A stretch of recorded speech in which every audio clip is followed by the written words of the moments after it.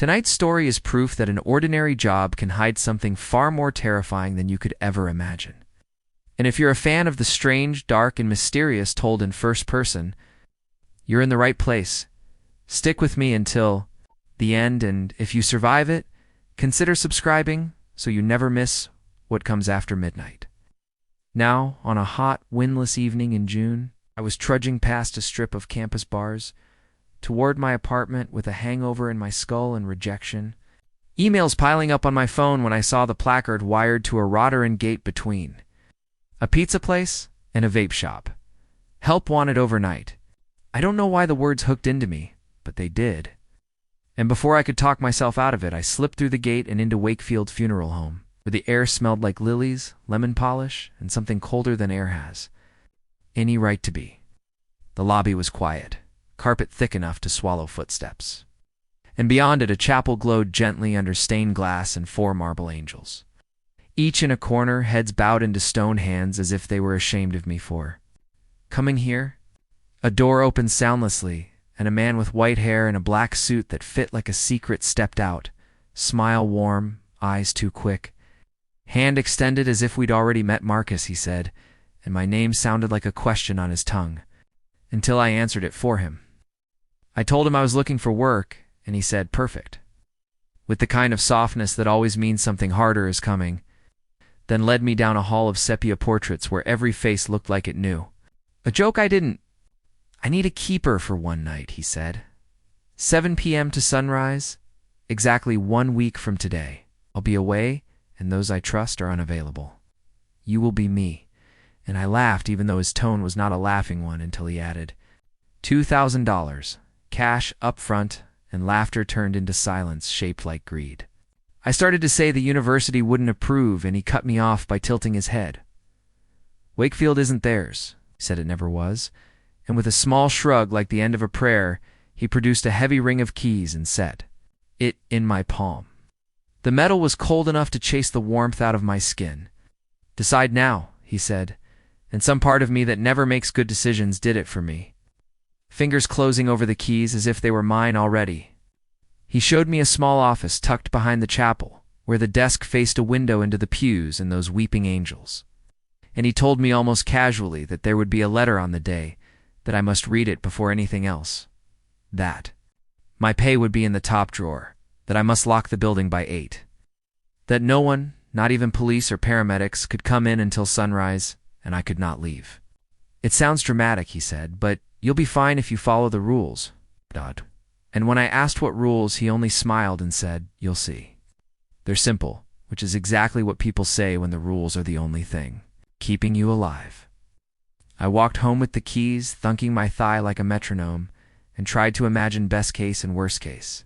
Narrow's best case, easiest $2,000 of my life. Worst case, I waste an evening and get a story that sounds like a lie. And for the next few days, I rotated between celebration beers I couldn't afford and job applications that didn't want me, telling myself I'd decide later, even though the decision had already been made inside me the moment that ring of metal touched my palm.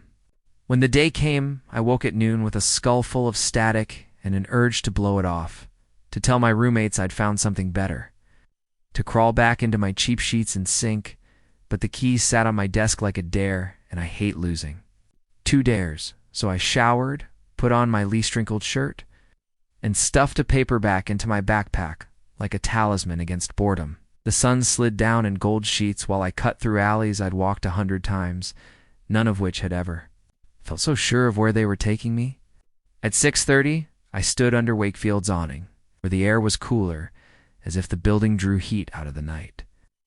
And I watched a bus sigh past and a woman walk her beagle in a boy balance. A pizza box on one palm while texting with the other, and I told myself the world was ordinary and would remain so even if I stepped inside. At 6:36, I slipped through the side door with a key that worked too easily, and the place received me with a hush that made me feel rude for having lungs. The office was just as Marcus had left it, desk neat, blotter square, a single drawer with a brass lock that surrendered to the 3rd key.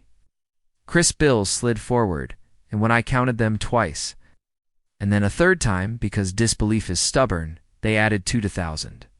Only then did I notice the folded letter with my name on it in clean fountain pen strokes. R-I-C-K. Read me.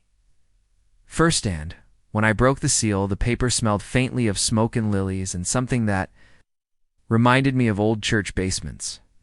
The letter began with the kind of line you only write when you've learned it the hard way. This feels like a quick buck, but it's more responsibility than you can imagine. Then it laid out rules in a steady hand. By 8 p.m., lock the main entrance, chapel side, garage bay, and the basement service door. No entry for anyone until sunrise. Do not leave. Put on the suit in the prep room locker because they must think you're me. Find the 4 gurneys with white lilies and circle. Each set of wheels with salt, no gaps, carry extra. If you hear bells, there are tog bells. An old practice, salt the drawer frames. Several bells ring at once. Draw a circle around yourself and stay in it. The angels in the chapel corners face inward, and if you notice one missing, avert your eyes and do not acknowledge it. Drawer 9 at the bottom row is marked Henry Unknown. If he rises, light a match from your jacket pocket and touch flame to his toe tag. Do not engage, then return to the office. Got it. And just before the signature mark is set, said the sentence that crawled under my skin and settled there like a splinter. No one good has ever lain here. I laughed because fear is a muscle memory and denial is the warm-up. And I told myself Marcus had a flair for the dramatic, that the cash was the only real thing in the room, that I would follow his rules out of courtesy if not belief. Suit hanging in the prep-room locker fit like it had known me longer than I've known myself, and when its inner pocket yielded a box of matches heavy as a threat, and when the salt canisters looked less like a joke and more like equipment, and when the 4 angels in the chapel seemed to listen harder as the clock slid toward 8, I felt a small bright thread of doubt pull taut in my chest. And I knew, without being able to say why, that if there was ever a night in my life when rules would decide whether I woke up tomorrow, it was this one. I started the shift the way the letter insisted, by making the building believe in me. So at 7:40, I took the suit from the prep-room locker and slid into it, the fabric moving like it already knew how my shoulders rotate. And when I checked the mirror above the stainless sink, a stranger with my mouth looked back wearing Marcus's silhouette. I slipped the shoes on polish to a dark mirror, tucked the box of matches into the inside pocket where my heartbeat could feel their weight, and palmed a full canister of salt, the cardboard warm from the fluorescent lights. The room smelled of lemon disinfectant over a chemical undertow I couldn't name. Bottles of arterial fluid and cavity fluid labeled in Marcus's neat hand marching along a shelf. Forceps lined like silver insect legs beside a scalpel that flashed once and went dull. I told myself rules keep you busy so you don't have time to get scared, and set off to lock the place down. Main entrance first. Deadbolt turning with a satisfying clunk, the open placard flipped to closed with the perfunctory guilt of a last customer denied. Chapel side door next. Chain snaked through its loop like a belt on a giant's waist.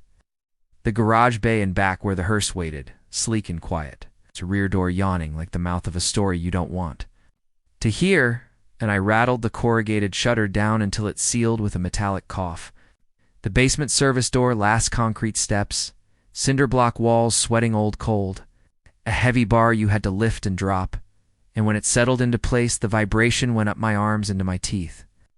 At 7:58, the building felt gathered, and at 8 o'clock on the nose, the air changed, not cooler or warmer, but attentive, as if Wakefield itself had leaned forward to listen. I went back to the prep room and found the 4 gurneys exactly as the letter promised, each one with a white lily laid at the foot like a pale tongue, sheets tucked and squared in crisp hospital corners that made me oddly want to apologize for my own wrinkled life.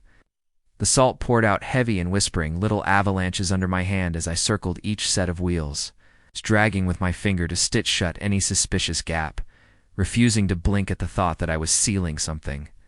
And rather than keeping something out, I left a second canister beside the sink and another by the walk-in, and kept one in my jacket because carrying salt like a child carries. A flashlight is better than pretending darkness isn't real. The walk-in door sighed when I opened it. Breath of cold, like bad news, and rows of stainless drawers glinted, each with a small card in a metal clipsum typed. Some handwritten names and numbers that didn't belong to me. A few of the toe tags had delicate bells threaded through them, old-fashioned and absurd, until you imagine a nightmare old enough to need a tool. I shut the door gently and stood there with my hand on the handle, counting to 5, like a kid making. Sure, the closet latch holds, and then I did a chapel pass because I needed to check the angels. They stood where they had in the afternoon, one in each corner, faces in their hands, wings folded like a mistake someone regretted carving. Stained, glass through late light in dull blues and reds across the carpet. The lilies up front gave off a sweetness that made the back of my throat ache. Someone had left a guestbook open on a music stand with a pen set diagonally. I touched neither because I didn't want to put my name in a room like this. Back in the office, I tested a match, striking it once to make sure the heads weren't. Decorative flame bloomed hot and chemical, sulfur biting my nose. I pinched it out and let the smoke curl like a question toward the ceiling. The desk phone rang, and I almost didn't answer because the sound was too alive after all that. Hush. But the rules about the suit had a shadow rule I'd made up for myself. Fifth, they must think I'm Marcus. Then I must be Marcus when the world. Noxo, I picked up and said Wakefield because my throat wouldn't give me his name. A woman asked, small and steady, if we were accepting deliveries after hours. I'm sorry, I said, not tonight, and she paused and said, of course, and added, please tell Marcus I called. He'll know. Which is exactly the sort of sentence that makes you feel like a lowercase letter in someone else's story. When I hung up, the office smelled stronger of lilies and match smoke and the coppery itch of my own worry. I walked the halls again because sitting felt like surrender, past the showroom, where caskets in walnut and cherry and mahogany sat, like very expensive furniture pretending they had other uses. Past a viewing room with mauve chairs facing an absence, past a tiny break room with a microwave and a fridge, labeled staff only as if anyone else would pack a lunch here. Twice I thought I saw motion in the shine of the floor, nothing dramatic. It's just a shift, the way a reflection will slide when a cloud passes. But when I looked up, the air was blank. By 8:37, I'd convinced myself to read a few pages of my paperback.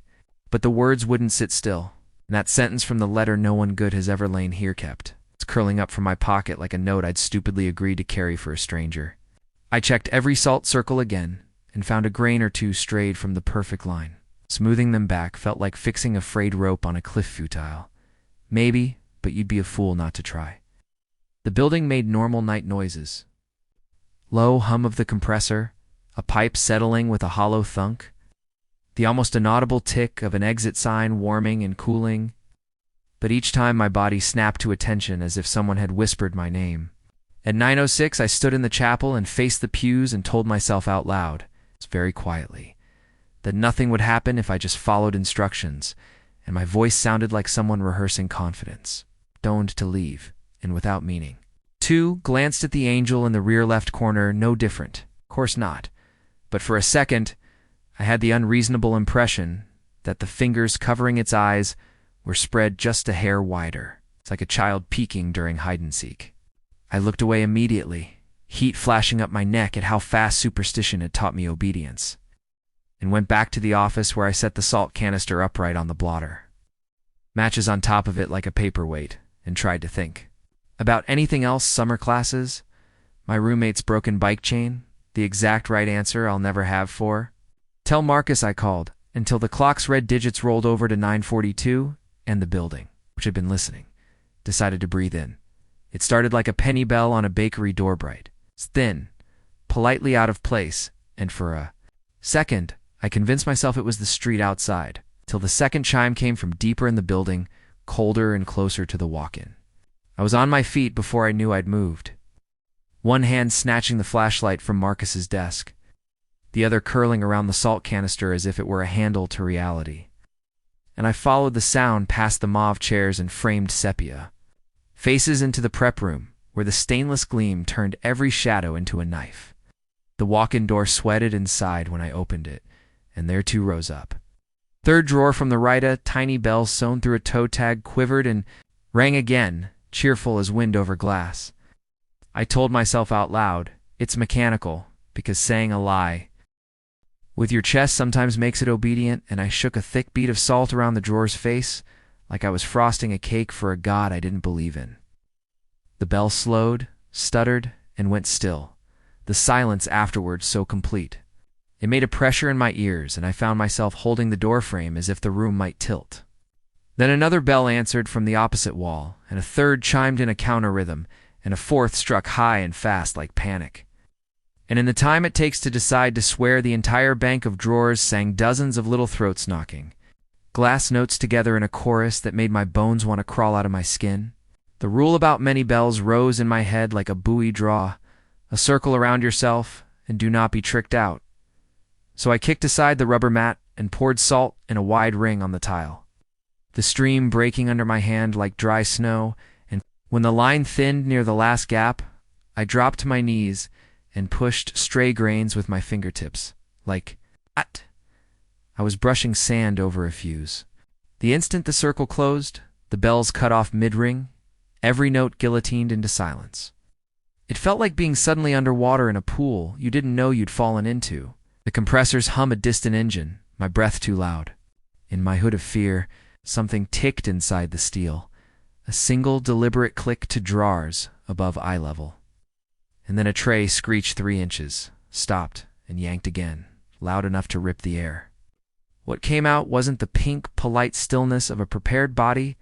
It was a smear of anatomy learning how to be fast, a head with eye caps set to round, jaw wired but grinding anyway, a chest cross-hatched with a Y-stitch that looked like it had been laced by a shaking hand, cavity fluid blackening the mouth until it dripped like ink. It slid off the drawer and hit the tile soft wet, then, impossibly, sprinted. Feet slapping with little bone knobs at the edges, closing the distance between us and the heartbeats it took for my brain to think the word no. The circle stopped it, like glass stops rain, and it jutted to a halt with its toes on the rim, leaning until the drip from its teeth hissed where it touched salt and smoked a thread of gray. Up close it smelled like sugar and iron in a hardware store, and the sound coming from it tiny, continuous, like a hive trying to hum vibrated in my jaw. I wanted to move, to run, to kick salt wide and bolt, and the animal part of me shoved. Against the rule until the human parts maul, stubborn held the line. "Don't," I said, and didn't know if I was talking to my feet or the thing or whatever watched us both. A new sound arrived from the hallway, one the building had no right to make. Stone on tile, dragging slow, patient, purposeful, and My scalp tightened because I understood it without seeing. Angels don't float when they don't want to be pretty. I kept my eyes on the ruin at the circle's edge. But the doorway darkened, and the temperature shifted like a cloud. And from the edge of my vision, a white curve of wings slid into the room, too big for the frame, chalk dust whispering as it brushed the jamb. Another settled opposite, then another until I felt the angles of them triangulate the air. I squeezed my eyes shut because the letter had told me what to do if I noticed anything that shouldn't move, and obeying had already saved me once tonight. The next minute or hour or life was a map of sounds, the dull, merciless thud of marble. On meat, the brittle crack of old bone, scrape of a drawer hammered back into refusal. The tiny skitter of salt-fleeing vibrations at my toes. The room groaned once like a ship, and a wet thing spattered my shoes and hissed as it died on.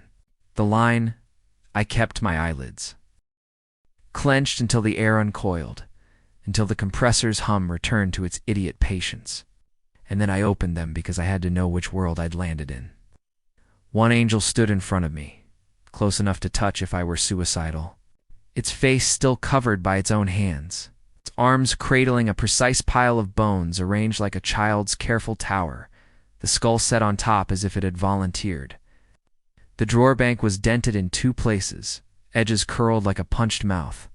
The thing that had wanted me was a memory cooling on stone arms, and beyond the doorway the corridor was empty of everything but the idea of heavy footprints. I looked down to check the circle and found it unbroken, my knees white with saltware. I'd knelt to finish it, my fingertips chalked like I'd been writing equations on the floor. The angel didn't breathe because it didn't need to, and I stared just long enough to feel the first lick of the wrong kind of curiosity, the kind that makes you say its name. And then I remembered myself, and the rule, and I let my gaze slide. Sideways, out to the corner of the room that held nothing at all. When I stepped backward, he'll careful not to kick the line. The angel eased one massive foot back in a mirroring movement that made bile nick the back of my tongue, and I said, "Okay," because the simplest words are the only ones you can carry through a door like this. I edged out of my circle and did not think anything, because gratitude might be another invitation. And I moved past the prep sinks where the lemon cleaner now smelled like it was trying too hard, and into the hall, where the carpet felt indecently soft after tile. The chapel greeted me like a stage after a blackout, for corners, for statues, all where they belonged, faces buried in stone palms. Wings neatly folded as if nothing had happened and never could. I stood there until my pulse stopped arguing with my ribs, until the stained glass gave the hint of the moon its proper colors again. And then I went back to the office and set the salt on the blotter and the matchbox on top, and stared at the red clock as if I could pin time to the numbers with my eyes. In the quiet that followed, I understood why Marcus had written rules like prayers instead of explanations. Not because explanations don't exist, but because once you start asking for them, you're already talking to the wrong thing. The quiet after the angels was so complete, it felt staged, like a set reset between scenes. And I sat in Marcus's chair with the salt canister on the blotter and the matchbox perched on top like a toy roof, and told myself to breathe, to inventory, to keep my hands busy so my head didn't wander into the dark. I checked my phone 10:11 p.m., texted nothing to no one, and stood again, because sitting made my legs think about running. On my second lap past the showroom, the desk phone rang, that bright domestic sound that doesn't belong in a place where everything is supposed to have already happened. And when I picked up and said Wakefield, a man with the radio flat tone of someone who's been told he's in charge said, "County medical examiner afterwards transfer for Marcus. We're at the bay," and I felt the rule about doors like a pressure on my sternum. "No entries after 8, I said, aiming for Marcus's steadiness and landing somewhere near customer service. And the voice came back, unbothered. "We have authorization," he signed. And he said my name, which I hadn't given him, and added, "Be reasonable," in a way that made the room colder. "Policies." "Policy," I said, and set the receiver down as gently as if it could bleed. I didn't hear a truck in the alley, but I did hear the unmistakable sound of dolly wheels rubber over Tilex, except those live inside the bay. And the bay is sealed. So either I was wrong about the physics of locked doors, or something was dragging a memory along the hallway. The organ in the chapel breathed a single low note like someone testing a throat. And I nearly laughed because I wanted so badly for it to be an electrical hiccup. But the breaker for the organ is in the basement behind the service door I'd barred. So the note arrived like a fact without a source. I went to it anyway because rules feel like they want witnesses through the mauve chairs, up the aisle, and into the cool where the stained glass makes blue patches on the carpet. The organ's bench was empty, the plug still looped through, a brass clip like a belt. And under the bench dust lay undisturbed, except for a new track as narrow as a fingertip dragged from left to right. Behind me, paper flipped faintly, and I turned to see the guestbook open to a fresh page with a single line in tight fountain pen script that matched the letter's hand, "Rick present." I did not touch the pen beside it, which was angled toward the door as if it had been set down by someone leaving. The lilies on the front rail smelled sweeter than before, and when I stepped closer, I saw that one of the white petals had browned at the edge, like it had been near fire. The angels stood where they should for corners, faces and hands, and I kept my eyes a respectful inch to the left of each. But for a second I had the playground sense that someone was peeking through their fingers. Back in the prep room, one of the gurneys second from the door sat, a fingers whipped off the chalk salt I'd poured. The rear left wheel, scuffing a thin gap into the circle. Nothing dramatic, nothing like a kick. Just the kind of shift you tell yourself happens when buildings settle, except gurneys don't settle themselves. I crouched, heart banging stupidly for such a small task, and mended the break with a pinch brush of salt, smoothing the seam like I was fixing a cracked plate. When I stood, the walk-in gave a soft metallic chuckle from inside, as if something had laughed once and stopped. The phone rang again as I was crossing the hall. Same ring, same receiver wait. But this time the voice was Marcus's, his cadence, his dry almost smile. "Rick. Sorry, plans changed. Open the bay and I'll explain." And my brain leaped. Forward to obey, because it is a relief to be told to do something simple by someone who knows more than you. But the letter's ink prickled in my pocket, and I heard myself say, "What's the last line you wrote to me?" And the pause was half a second too long, and then he said, "Best wishes," which is not the last line, not the line you wake up hearing. And his voice didn't fit right over the word wishes, like cloth stretched over a wrong shape. I set the phone down the way you set down something that's about to bite. In the office window, a thick rectangle looking into the chapel showed. Nothing moving but the slow swing of the exit sign cable in a breeze that didn't exist. Outside, tires hissed on wet street, though the day had been dry. And when I risked a glance at the alley door's peephole, all I saw was my own eye back at me.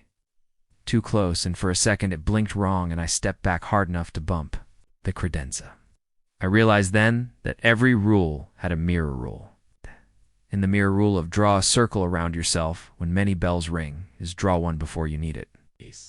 So I poured a ring around the desk, wide enough that I could stand and move without scuffing. And I told myself it was ridiculous while I did it, and the feeling that the building was listening made my scalp tighten. Somewhere down the hall, the dolly wheels rolled again, closer now, followed by the soft, patient squeak of rubber on linoleum, and then they stopped at the exact center of the chapel as if parking for a service, and the organ gave that single note again. Higher this time, like the first ladder rung of a hymn. The phone rang a third time, and I let it sit because answering is also a kind of permission. And in the silence that followed, a child laughed once in the viewing room, quick and breathy. Exactly the laugh a 7-year-old makes when he gets away with something for the first time. I didn't go to the viewing room. I checked the angels from the office window instead, and I counted them like beads 1, 2, 3, 4, and told myself that counting is not superstition, it's inventory. At 10:43, the knocking started polite at first, 2 knuckles on the main door like a neighbor, then steadier, harder, until the bolt held a small, steady tremor. "Police," a voice called, muffled by wood and glass. "Welfare check." We received a call about screaming, and I stood in the salt and said, loudly, "Wakefield is closed.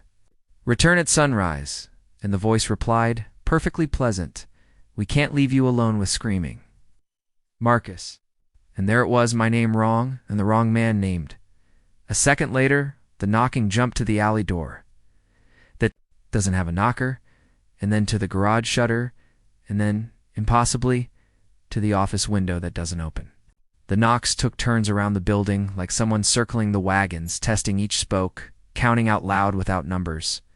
I held the matchbox because Flame had already proven it could teach stubborn things to obey, and the building settled. Once, deep and long, the way a person settles when he sits on the edge of a bed to listen.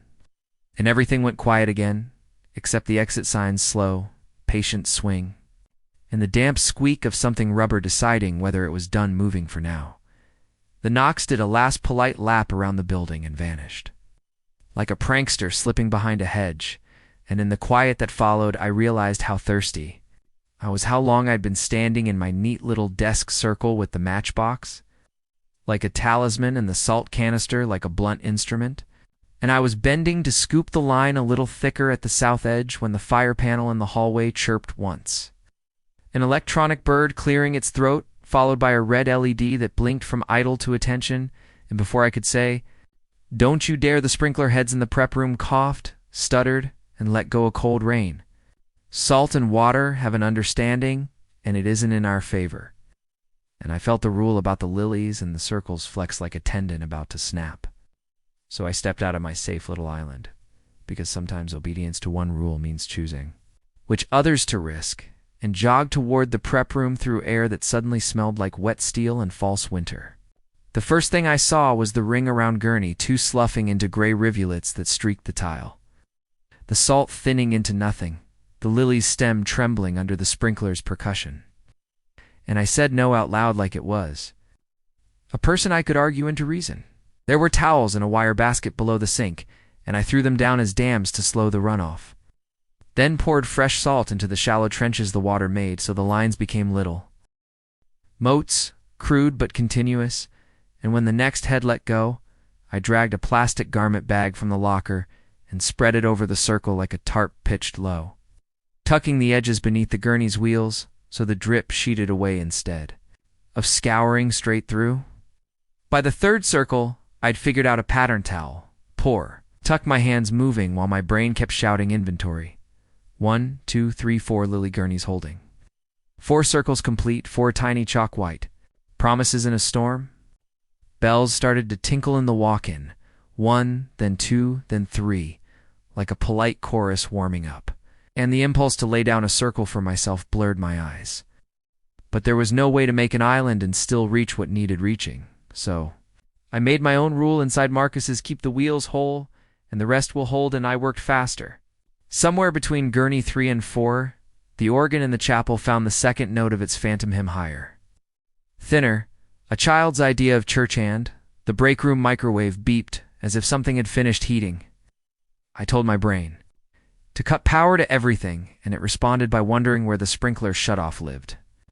And after one frantic look, I saw the red line of the wet pipe threading the ceiling in a brass valve at shoulder height by the door, a square U-turn with a wrench or anything long and stubborn, and there was a mop with a screwed handle in the corner. So I spun the handle off and jammed the threaded end into the valve's little square and leaned my weight until it squealed, and then thunked, and then kept turning, and the pre-prum rain ratcheted back to mist, to drip, to sulk. I could still hear sprinklers in the far rooms, soft plating on carpet, and I made the calculation anyone would. The wheels were protected, my circle was not, so I went to see what damage my absence had done. The hallway carpet smoked cold off my pant legs as I trotted, and when I slid into the office, my stomach dropped because the desk circle had sagged. It's not broken, but thin on 2 sides, the kind of thin that becomes a seam, and a seam is a sentence. I crouched to repack it, palms pressing salt like plaster, and as I did, the phone gave a single courteous ring and stopped, and then rang again and stopped, and then the child's laugh from the viewing room bubbled once and cut off like it had been pinched. Not now, I said to nobody with much authority, and I built my ring into a wall. When I stood, drenched to my socks, the office window showed the chapel as composed as a painting, 4 angels in their corners, faces buried, wings folded too neatly, and for a second, the exit sign's chain swung like a pendulum over a clock I didn't own. The bells in the walk-in were louder now, a jangling like forks in a drawer. I grabbed another salt canister from the closet because no good story starts. I decided to ration the only thing that was working, and on the way past the showroom, I saw that the mahogany casket with the satin interior had its lid raised 3 inches.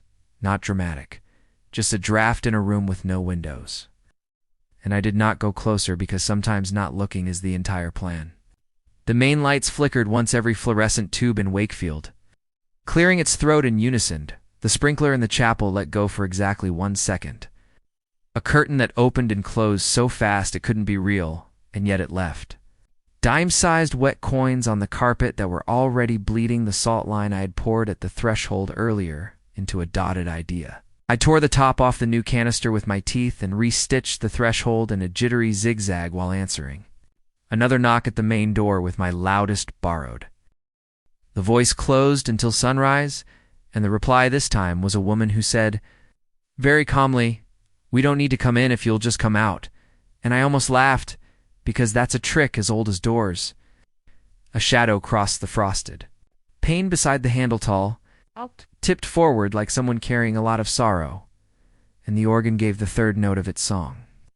And that's when something heavy shifted overhead, the kind of thump you feel in the shoulder blades and dust. Sifted from the vent above the office window and sparkled like sugar in the emergency light.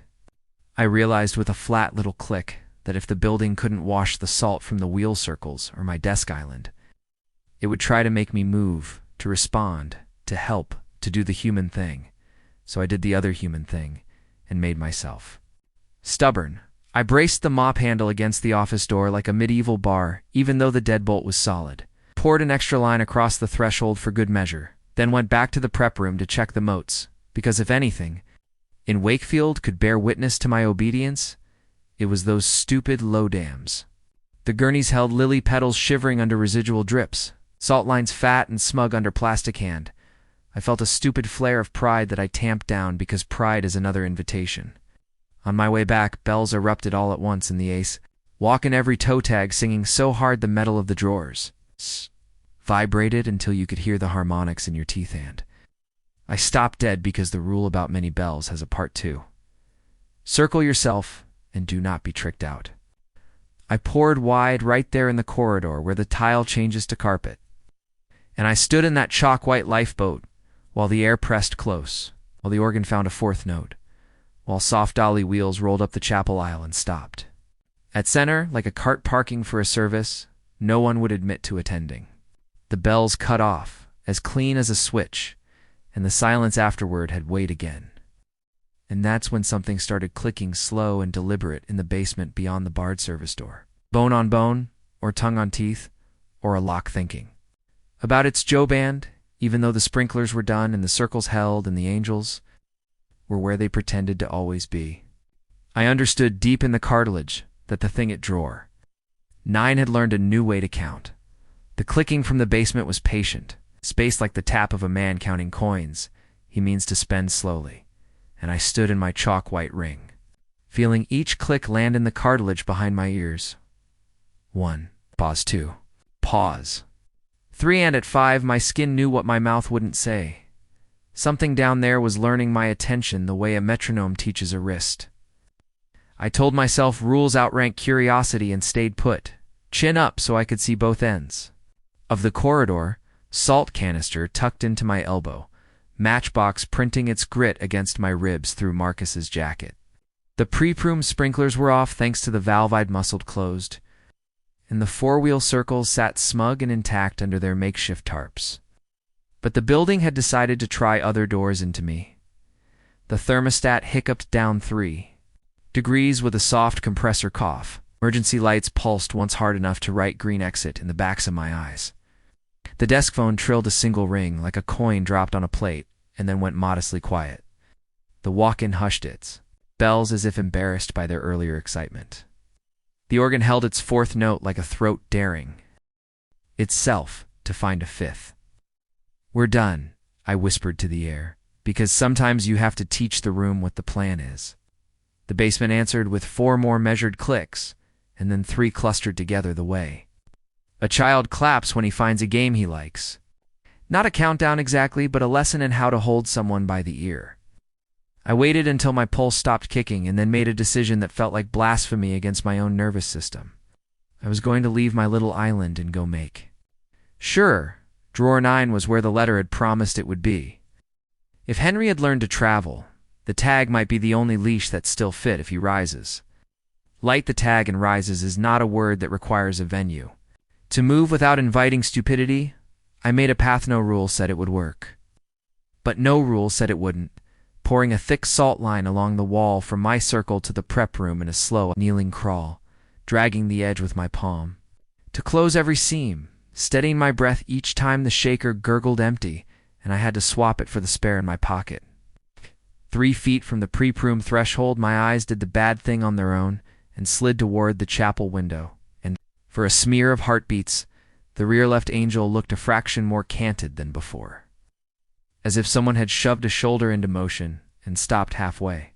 I pivoted my gaze to the floor so fast my neck knotted, tasted copper where I'd bitten my tongue, and whispered thank you into the tile without aiming it at anyone.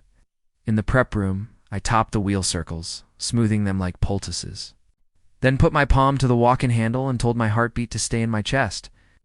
Cold slid over my skin when the seal broke, and stainless drawers blinked in the flashlight beam like a city at night. Drawer 9, bottom row, far right, exactly where the letter had mapped it Henry unknown in a marker hand that looked younger than it should. The toe tag was threaded to the big toe with twine, and someone had looped a bell through the knot decades ago when bells were a technology for hope. I didn't open the drawer because the rule didn't ask me to, and because fear has manners. When it's useful, but I struck a match, tested the flare, and brought the orange mouth just close enough to the paper to feel the heat tug at it, like a dog smelling a glove. You don't get to pick, I said to myself, or the tag or the thing wearing the name. The basement clicked 4 times in fast succession, a stuttering little triumph, and the match burned my knuckles and I shook it out and tasted sulfur. Behind me, in the doorway, carpet muffled something heavy, turning its weight from heel to toe. I didn't look rules or a ladder, and I had my feet on the rung that says, "Don't be stupid," and a second later, stone whispered on tile as an angel shouldered through, wingtips scraping the jamb with a chalk sigh. I held my eyes on the drawers, brass pull, and said, "I'm not looking," because naming refusal sometimes counts as prayer. The organ found a 5th note then, thrilling. Wrong, and from the viewing room, the child's laugh tried itself again, almost convincing a little. 2-chambered, as if it were bouncing off a mouth that didn't fit.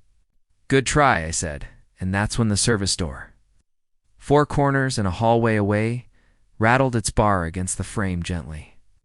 Politely, as if a hand had rested there to think, and then the bar rose and fell once, like a breath even.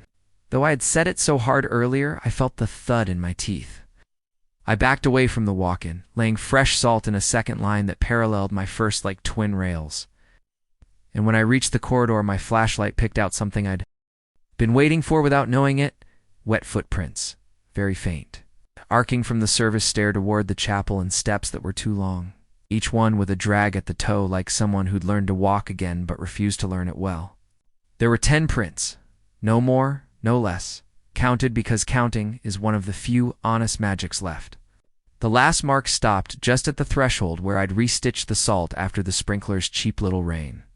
And the place where a foot would have fallen was clean, the line unbroken. "Stay," I said, which is a word I reserve for dogs and strangers, and the part of my brain that wants to go to Windows.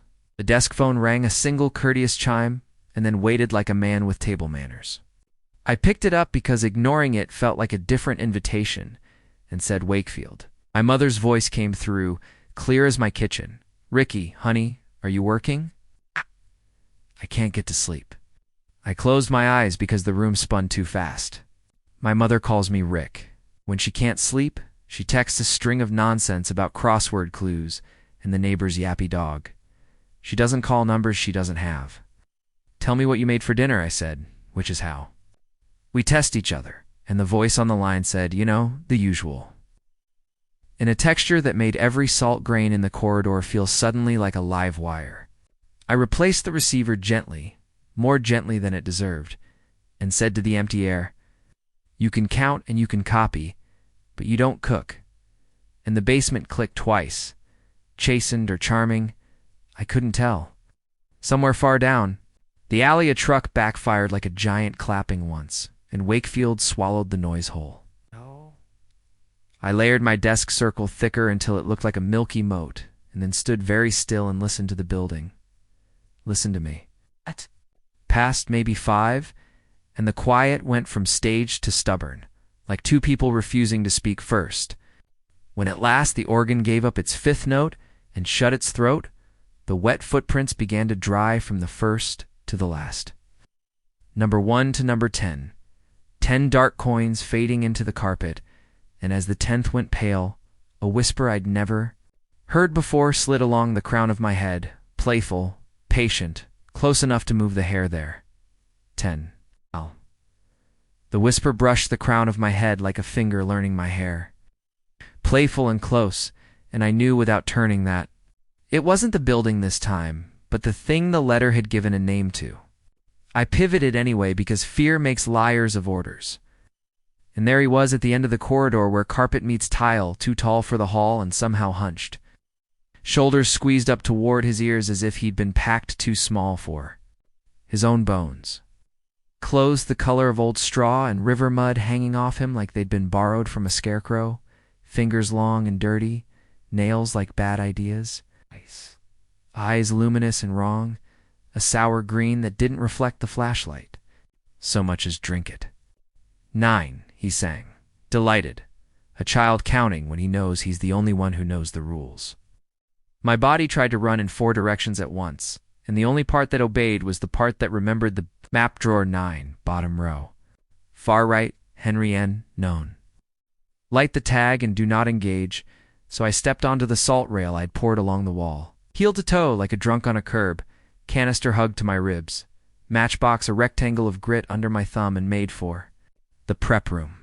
8, he crooned, and his voice rang soft off the stainless. And he moved without moving, each step landing longer than his legs should allow, toes dragging just enough to leave a memory of sound. A cadence I recognized as the wet footprints arced from earlier. The organ in the chapel found a new note thin as a thread, taut as a wire, and the desk phone chimed once in a voice that sounded like my mother again. "Ricky, honey, you forgot your jacket." And I said no, out loud, to the phone, to the note, to the part of me that wants to answer, because answering is a door. 7 Henry giggled, and he was closer. And with him came a smell of fertilizer and iron and the sweet sharp of cavity chemicals. And as I slid through the prep room threshold, the sprinkler over the doorway spat a last mean coin of water that hit the salt and broke it into a dotted line. I dumped a white seam from the canister with my left hand without stopping, dragging with my heel to stitch the dash into a sentence, and the walk-in exhaled cold when I grabbed the handle. 6, he said, breathier now, the sound of someone thrilled to be good at something. And behind me, the soft, patient scrape of stone on tile told me I'd have help I wasn't supposed to look at. Drawer 9 blinked up at me from the bottom. Row far right, right where Faith had promised. The card in its clip lettered with that shrugging marker hand, Henry unknown. The bell at his toe tag lay quiet like a coin that had decided to be respectable after too many bad nights. 5, the hall sang, and the walk-in's metal vibrated a low, sympathetic hum, as if it could feel footsteps. I fumbled the matchbox, and spilled half of them into the dark under the lower drawers. And my heart did that stupid horse kick against my ribs. And I grabbed another stick with hands that weren't good enough for any life-and-death job, and struck, sulfur-flared, busy little son. 4, he laughed. Nearer, the syllable held a ridiculous happiness that made the hair along my forearms lift. I took the flame to the toe tag, and the paper seemed to lean toward it with the hunger of things that had been waiting a century to burn. 3, he crooned. And the stone in the doorway stopped with a weight that pressed the temperature down. And I didn't look, but I felt the chalk breath of wings, and knew an angel had set itself between me and the hall, and another had taken the angle near the drain. The third, the one that had scraped the jam earlier, had placed a foot squarely on the seam where my emergency salt rail met tile, an anchor as old as prayer. 2, Henry sang, voice pitching high like a boy's. And I could see him now in the reflection on the stainless. Warped by the metals, polished the bulging eyes, the grin he hadn't earned in years, the way his head tilted forward as if his neck were full of loose scrowls almost at the threshold, the last step drawn long, the toe drag a hiss. I pressed flame to the knot on the tag, and the twine took in a line of green, like a vein lighting from the inside. 1, he breathed right behind me, so close the air moved my collar. And the angels moved with a decision so fast the room bent, stone hitting tile in 2 clean thuds. Weight meeting weight without theater, and Henry's long arm came through. The doorway end stopped on empty air, with his palm open like he expected charity. I dropped the match at the tag's edge where the paper met the metal clip, and the green ate upward into the ink letters. H, then E, then N, then the R, taking a second longer as if it had more to remember. "Here I come," he whispered, not a shout but a promise. And then the flame reached something that wasn't paper, something that belonged to his name. Man, the cold leaped. In a way heat would envy. He froze mid-reach, fingers curled, nails like dirty commas, eyes still bright, and then less so. The green in them going the way of traffic lights at 3 a.m., not out exactly, but unwilling to argue. I didn't say a word to him because the rule had been specific, and because winning is loud only when it's stupid. I stepped back along my rail, keeping the angels where they'd chosen to be, in the edge of my sight, their faces still covered by their own hands, all the way decent monsters do modesty and. As I retreated the walk-in door side toward closed, as if relieved to have an excuse, the organ let go of its thin note, and the building did that full-body settle I'd learned to hear. Rafters and registers and ducks agreeing to pretend they'd always been quiet. The phone on the desk stayed, a black closed mouth, The sprinklers sulked. The child in the viewing room remembered he didn't exist. I backed through the prep room threshold and relayed the scene there because even victory wants maintenance. And in the corridor I met the wet footprints coming the other way, 10 of them again, paler now, as if each were a memory of itself, and I counted them without saying the numbers, because counting is how you keep the world you're in from swapping places with the one that wants you. At the office, I stepped into my milky moat and bent to fatten it, hands shaking enough to make drifts, and only then did I let out the breath I'd been holding since 10. I stared through the interior window at the chapel four corners. For angels, where they'd sworn they'd never left. Their stone fingers over their eyes like an oath, and told myself I'd obey the last clause of Henry's paragraph like it was the law. Do not engage. Return to the office.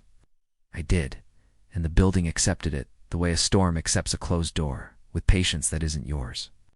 For a full minute, the only sound was my pulse in my ears and the tiny hiss of salt settling where I'd overpoured, and then, from some distance that wasn't spatial, faint as the itch of a thought you don't want to think, the whisper that had begun the scene, tried out a new number in a new voice that was not Henry's at all. 10.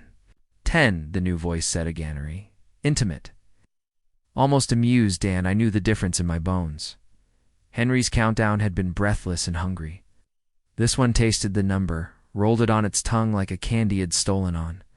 The way in, and the sound, didn't come from a mouth in a hall so much as from the vents. The organ pipes, the wires in the walls, from Wakefield itself. I stayed inside my milky desk moat and said nothing because names are doors and so are answers. And the building, which had been pretending to be a collection of rooms, pretended a little less. 9, it murmured, and the lilies on the chapel, rail bruised at their edges like someone had pressed a thumb into them, sweetness turning a degree toward rot. 8, it giggled, and the suit drew tight across my shoulders for a pulse as if hands had smoothed it from the outside too. Make sure it fits, leaving my skin prickled with the memory of fingers.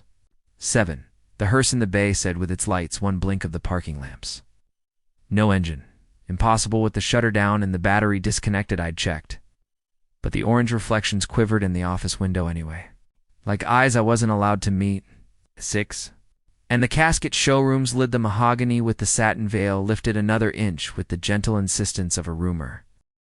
The desk phone rang once, and I let it because answering had already proven itself to be a kind of permission slip, and the ring's ghost coiled into the guest book on the chapel stand.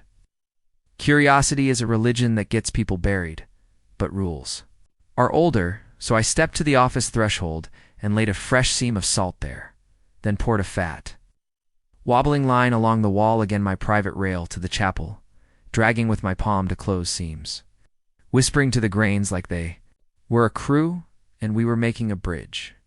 5, the voice sang, delighted that I was moving.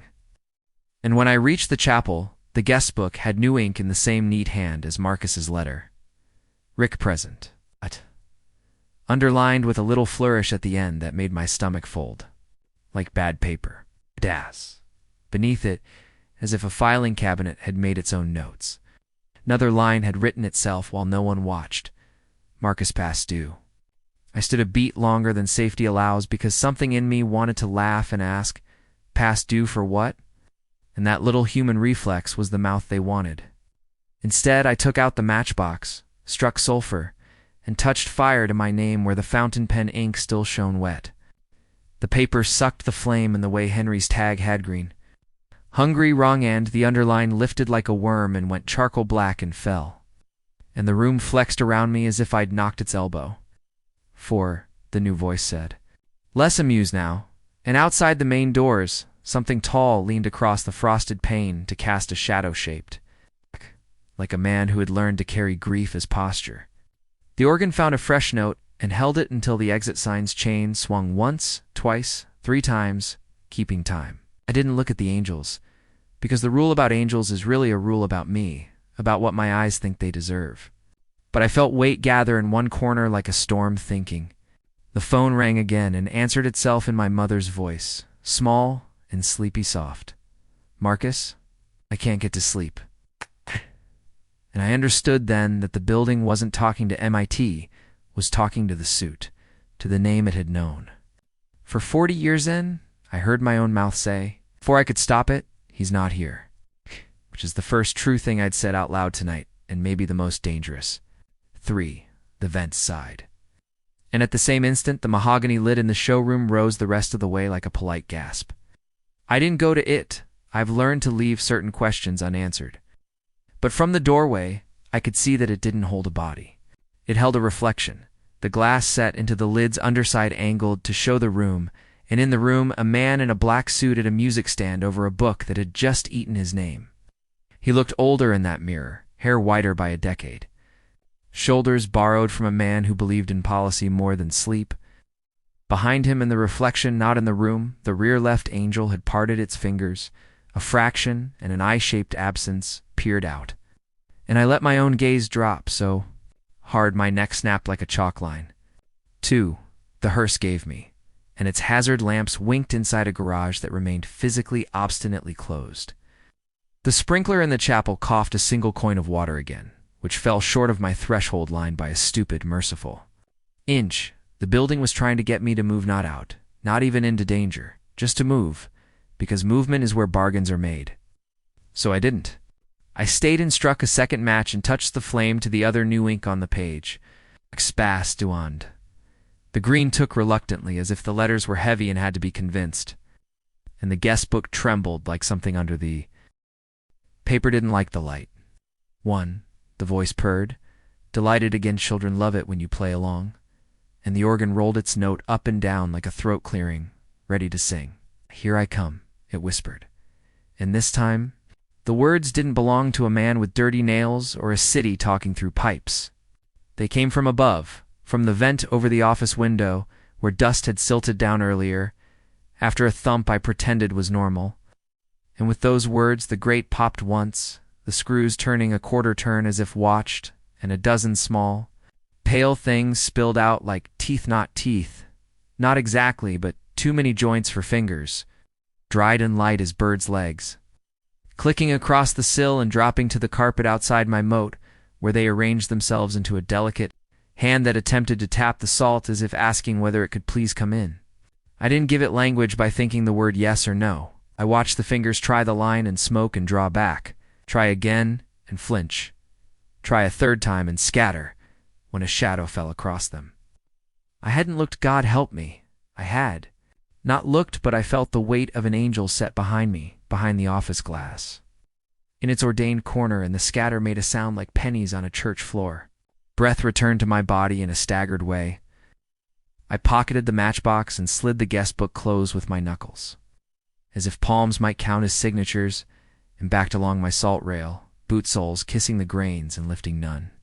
Behind me the mahogany lid settled. The hearse forgot how to blink. The lilies remembered to be flowers. The vent grate rethought its experiment, and sat still with 2 screws crooked like a smile that hadn't been earned.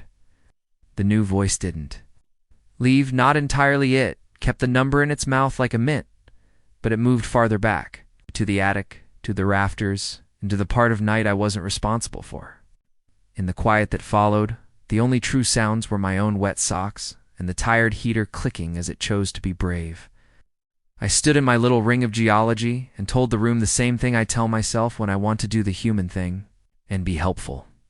Sunrise is a rule. 2.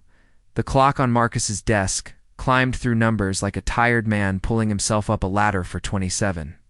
4:38, 4:51, and with every minute the building behaved better.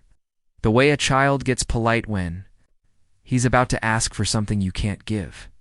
I stayed in my milky ring, suit drying in cold patches, socks wet and gritty with salt, and practiced not moving, because movement is where deals are made. Twice the phone tried a single bell, and twice I let it ring into its own mouth. The lilies in the chapel sagged a little at their edges, like they'd decided to help me lie about how long the night had been. When the new voice tried 10, again it came from deeper rafters and vents and ducting where heat goes to think, and I didn't answer because answering is a hinge. The hearse in the bay remembered to stay dead. The mahogany lid in the showroom had the decency to lower itself the last inch, like it was embarrassed. And the walk-in, insulted by its own earlier singing, thrummed now with only the sane hum of refrigeration, all of which would have been a kindness if at 5:03 the main door hadn't received 3 polite, precise knocks that telegraphed themselves through wood and into my molars, followed by a voice I recognized in my marrow. Rick, not my mother. Not the county. It's not the building pretending to be a woman at a switchboard. Marcus, Rick, it's me. Open the door? He didn't sound tired. Sounded like a man on schedule. It's not until sunrise, I said, loud enough to aim it at the wood, and not whatever might be the throat behind it. I know the rules, he said, almost amused. They were my rules. And there's an exception for me. Open up and we'll walk the last hour together. The letter didn't contain an exception. It contained the opposite. No admittance by anyone. What's the last line you wrote to me? I asked because the last time a voice wore his shoes, it had stumbled on the signature.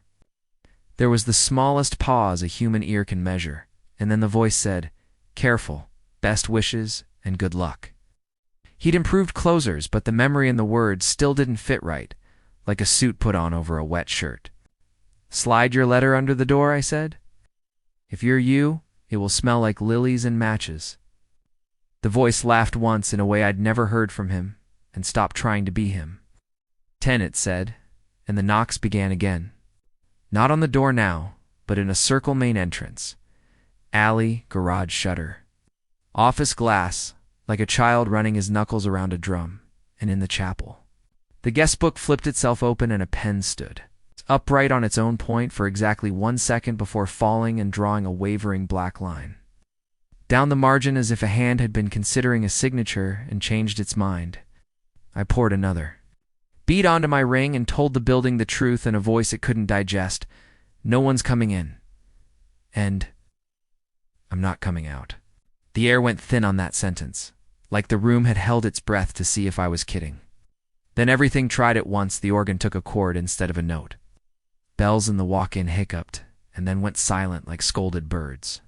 The sprinkler above the office window expelled 1 petty coin of water that landed on the sill and rolled toward the carpet and stopped at the salt. A dolly wheel squeaked across the chapel and then had the grace to feel ashamed and be still. And from the basement, the click that had been teaching itself rhythm sped to a patter and then calmed like a teacher had cleared his throat. I made myself do the inventory out loud for angels present, faces covered. For lilies placed, circles. Intact, salt rails from office to chapel and to prep room. Good matches, count them. Full how many? 8 left in the box, 2 under the lower drawers, and not worth the humiliating reach hand as I spoke. The new voice rode the ceiling vents toward me, pleased and patient. Numbers like gum it could chew all night. 9. What? Fine. Recitation is also a spell. 6-5. At 4, the office light dimmed, and I found myself staring into the glass at a man I recognized too well and did not want to.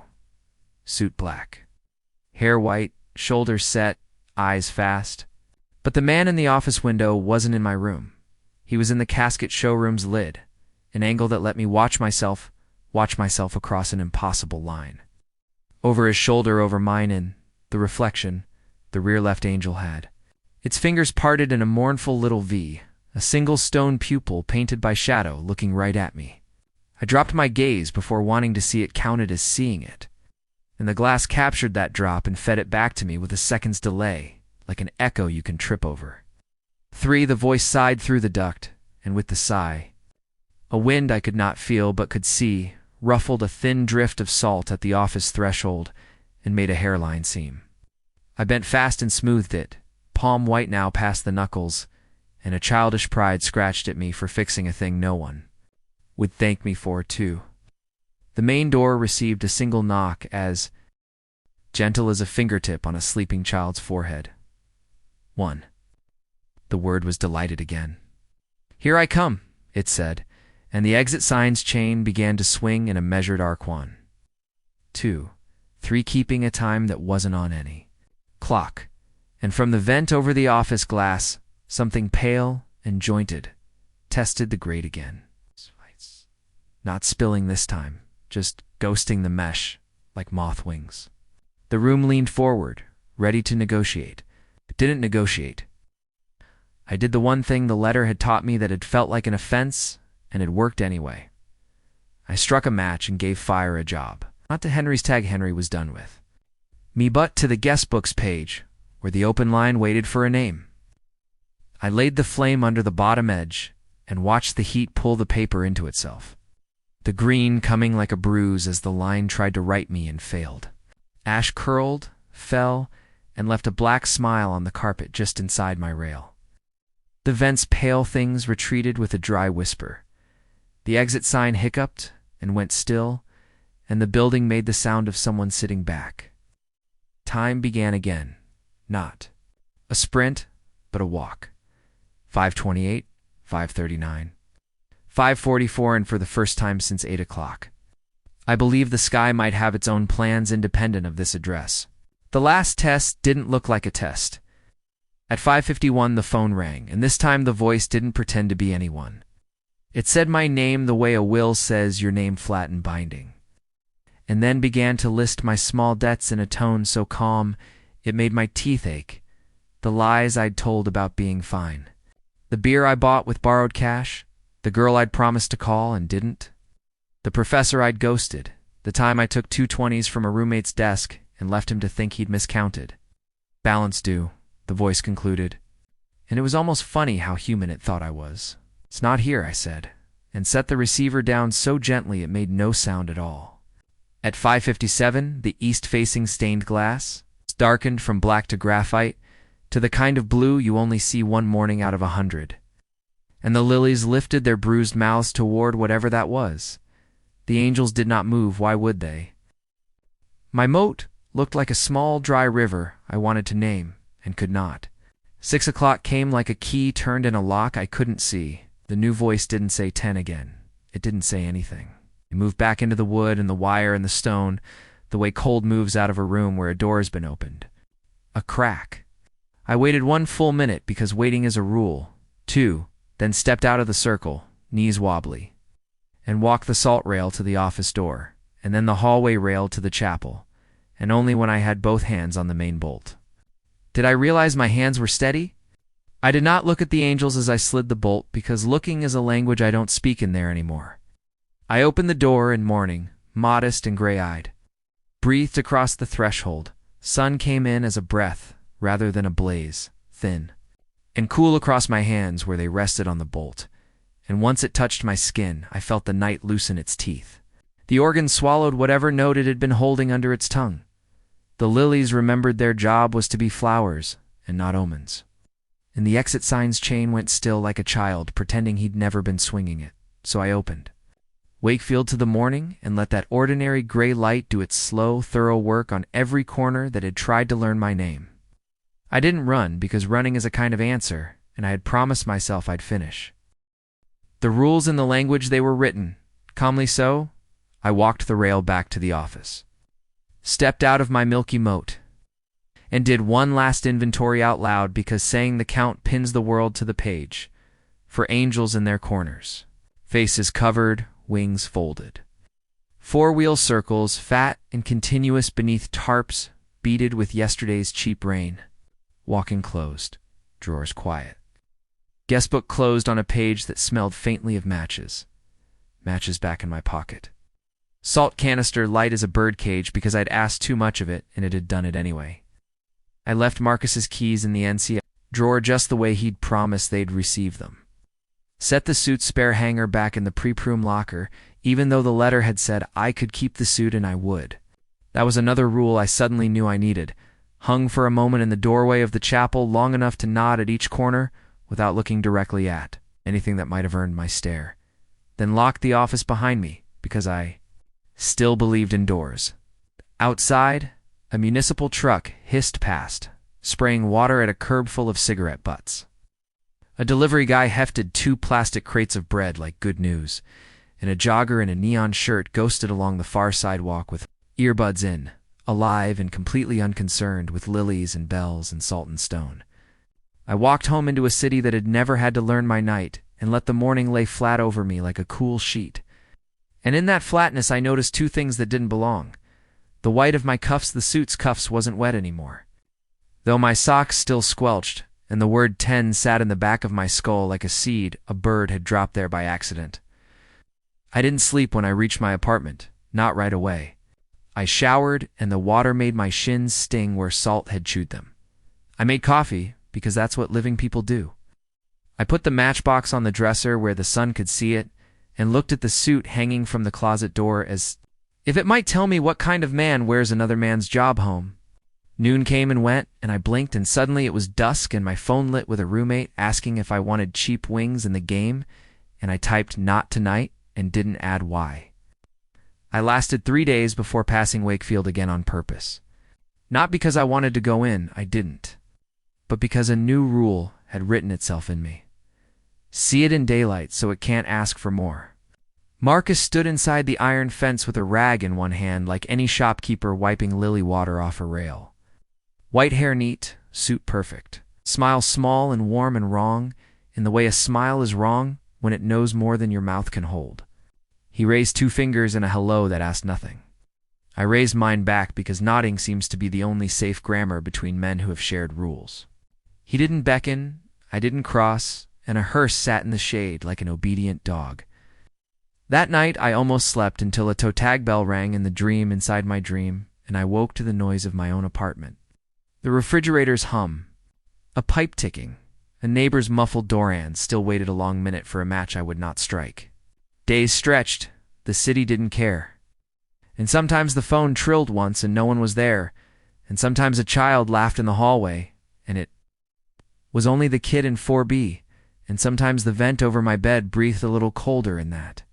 It was just weather, and sometimes something soft and patient tried my name on for fit, and I rolled over and told the darkness aloud, "Not here," because boundaries are a portable art.